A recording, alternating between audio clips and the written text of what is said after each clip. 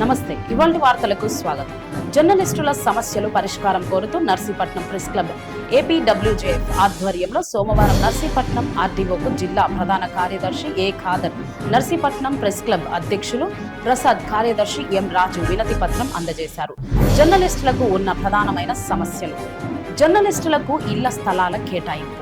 media commission ఏర్పాటు చేయాలని, బీహార్ తరహాలో ఏపీలో కూడా జర్నలిస్టులకు నెలకు 15,000 పెన్షన్ విధానం అమలు చేయాలని, ఆంధ్రప్రదేశ్ మాసపత్రిక ప్రచురణ పునరుద్ధరణ చేయాలని, సమాచార శాఖను బలోపేతం చేయాలని, 2 ఏళ్ల నుంచి ఆగిపోయిన జర్నలిస్టుల గుర్తింపు కార్డులు వెంటనే ఇవ్వాలని, జర్నలిస్టులకు బస్సుల రాయితీపై ఏపీ ప్రయాణ సౌకర్యం కల్పించాలని, జర్నలిస్టులపై దాడులు అరికట్టేందుకు హోంశాఖ మంత్రి ఆధ్వర్యంలో హైపర్ కమిటీలు వేసేందుకు ఉత్తర్వులు జారీ చేయాలని, మీడియా అకాడమీకి గవర్నర్ రింగ్ కౌన్సిల్ ఏర్పాటు చేయాలని, రాష్ట్ర ప్రభుత్వం జర్నలిస్టులకు ప్రతి ఏడాది అవార్డులు ఇవ్వాలని, జర్నలిస్టులకు ఉద్యోగ భద్రత కల్పించాలని, జర్నలిస్టులకు కార్మిక బీమా సదుపాయం వర్తింపజేయాలని, జర్నలిస్టులకు ఆరోగ్య బీమాపై సమీక్ష నిర్వహించాలని అనకాపల్లి జిల్లా ఎలక్ట్రానిక్ మీడియా ప్రధాన కార్యదర్శి మల్లేష్, జిల్లా కార్యవర్గ సభ్యులు త్రిమూర్తులు, రమణ, ఏపీ